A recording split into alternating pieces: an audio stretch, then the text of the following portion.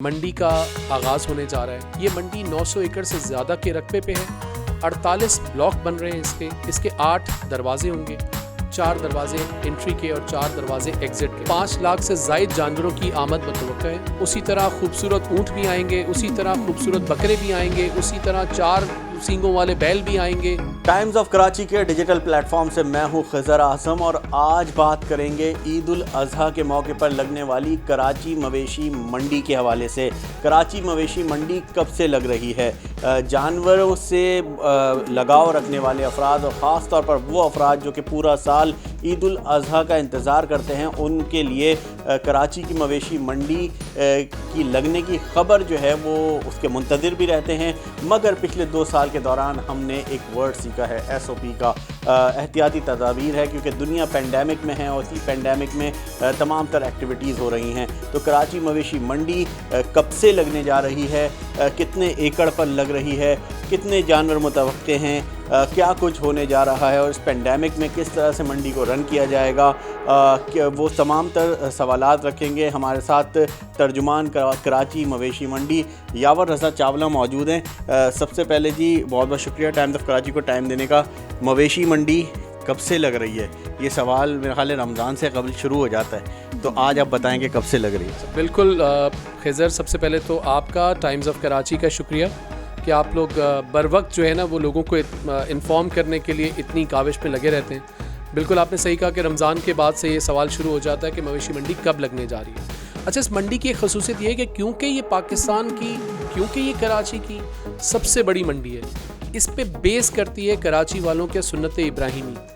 The reason, अगर ये इसके अलावा जो मंडियाँ हैं वो बहुत छोटे छोटे पैमाने के ऊपर हैं, कहीं पे 2 एकड़ पे, कहीं पे 5 एकड़ पे, कहीं पे 10 एकड़ पे, और ये लगती है 900 एकड़ के रकबे पे। इसको आप एक समझें कि ये एक शहर आबाद होता है।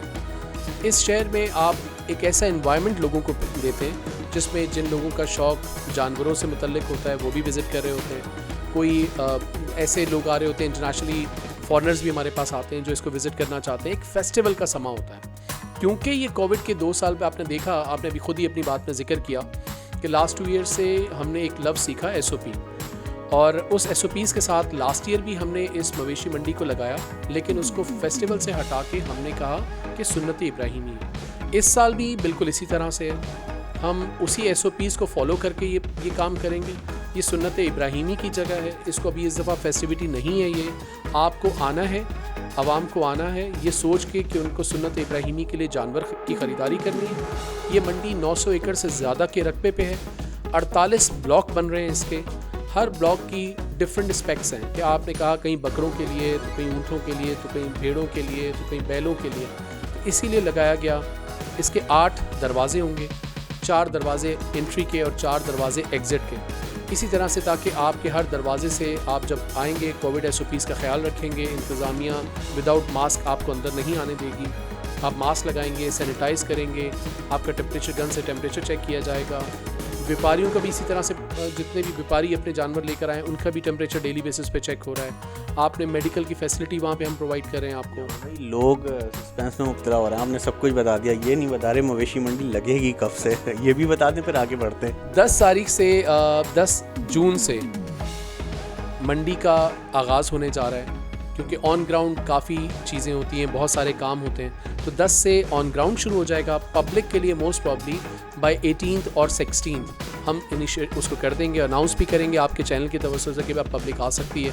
वैसे तो 10 तारीख के बाद आ सकती है, लेकिन वो आहिस्ता आहिस्ता जब तक मंडी अपने अरूज पे जाती है, जानवरों की आमद शुरू हो चुकी होगी, तो मैं ये कहूँगा कि आप 15 तारीख के बाद से लोग अपना एंजॉय कर सकते हैं इस जगह को। नो ओपनिंग सेरेमनी, ये कहना चाह रहे हैं आपके लोग आ जाएं, जानवर लें और बाकायदा तौर पे वापस जाएं। देखिए, हमें इस 2 साल के अंदर आपने देखा कि इतना कुछ सीख लिया कि अब कोई सेरेमनीज़ नहीं है। लोगों ने शादियां भी बड़े कम लोगों में वो की, इसी तरह रेस्टोरेंट्स भी टेक अवे पे शिफ्ट हो गए। तो ये सुन्नत इब्राहिमी भी इसी तरह से शिफ्ट हो गई SOPs के ऊपर। आपको आना है, जानवरों की ख़रीदारी करनी है और ले जाना है। आपकी इस दफ़ा ना कोई सेरेमनीज़ हैं, ना कोई कैटवॉक्स हैं। टाइम्स ऑफ कराची से जुड़े रहने के लिए हमारा चैनल सब्सक्राइब करें। हमारी वीडियोस को सबसे पहले देखने और बाखबर रहने के लिए बेल आइकन पर क्लिक करना ना भूलें। लेकिन आपकी सुन्नत इब्राहिमी है और आपके लिए लोगों का तो इंटरेस्ट होता ही है। पूरे पाकिस्तान से, कराची से लेके गिलगित बल्तिस्तान तक का जो व्यापारी है वो अपना जानवर लेकर आता है। हर किस्म के जानवर आते हैं और लोग जो है वो अल्लाह की कुदरत को देखते भी हैं। और तो ये बताएं व्यापारियों का रुझान कैसा है, फिर मज़ीद कुछ सवालात आपसे।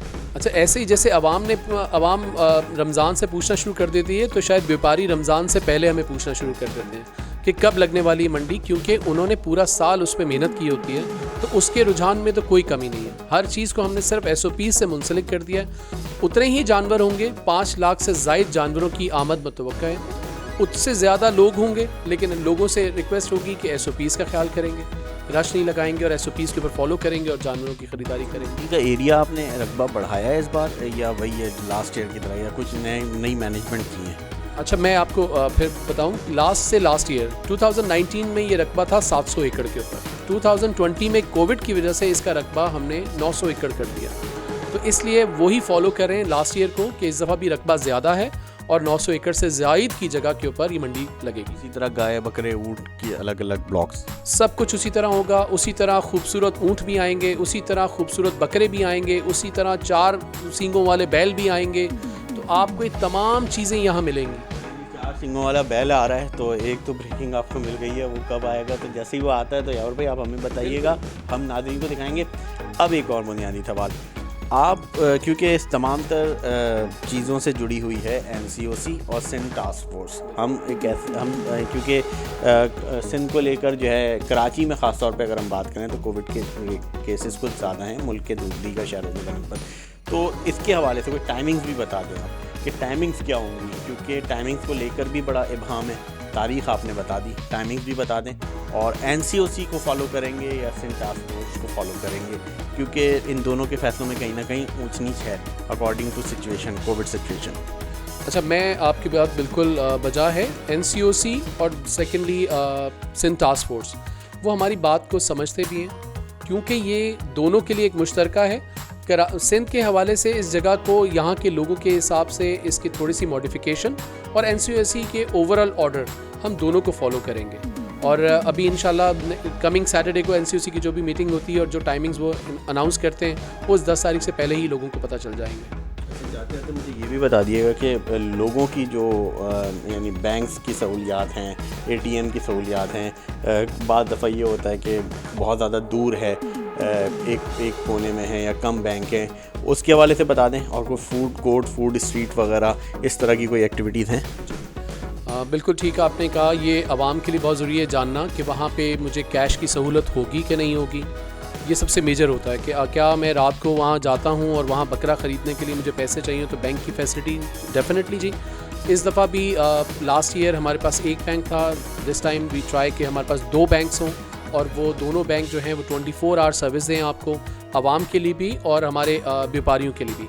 सेकेंडली दूसरा आवाम का कंसर्न होता है कि वहाँ पे अगर कोविड की वजह से कुछ खाने पीने के स्टॉल नहीं होंगे, तो नहीं, ऐसा नहीं है, लेकिन वहाँ भी टेक अवे की सर्विस होगी। आप बैठ के वहाँ पे खाना नहीं खा सकते, वहाँ पे टक शॉप्स भी हैं, वहाँ पे फास्ट फूड भी है, वहाँ पे देसी फूड भी है, हर चीज़ होगी, लेकिन SOPs के हिसाब से टेक अवे होगा उसके अंदर। और इसी तरह से मैंने आपको बताया कि मेडिकल की फैसिलिटी भी होगी, आपकी बैंक की फैसिलिटी भी है, फूड स्ट्रीट की फैसिलिटी भी है। तो तमाम चीज़ें वैसे के वैसे ही होंगी, लेकिन SOPs के साथ। यावर रज़ा चावला, तर्जुमान कराची मवेशी मंडी, हमारे साथ मौजूद थे। बता रहे थे कि मवेशी मंडी कब से लग रही है, क्या क्या इक़दाम किए जा रहे हैं। टाइमिंग्स के हवाले से भी उन्होंने बताया। NCOC सिंध टास्क फोर्स के फ़ैसलों के तनाजुर में तमाम तर एक्टिविटीज़ को चलाया जाएगा। साथ साथ उन्होंने ये कहा कि जो मवेशी मंडी है, जो कि एक फ़ेस्टिवल का एक रंग इख्तियार कर गई थी, न सिर्फ मुल्क से बल्कि बहुत से लोग जो बाहर मुल्क से होते थे वो ख़ास तौर पर दिलचस्पी लिया करते थे। ताहम इस बार लोग सिर्फ़ और सिर्फ ख़रीदारी करने आएँ, SOPs के साथ आएँ, बच्चों को और बुज़ुर्गों को साथ ना लाएँ, एहतियात करें। तो और आप भी टाइम्स ऑफ कराची के साथ जुड़े रहिए। मवेशी मंडी से आने वाली मज़ीद ख़बरों के साथ आपसे मुलाकात होती रहेगी।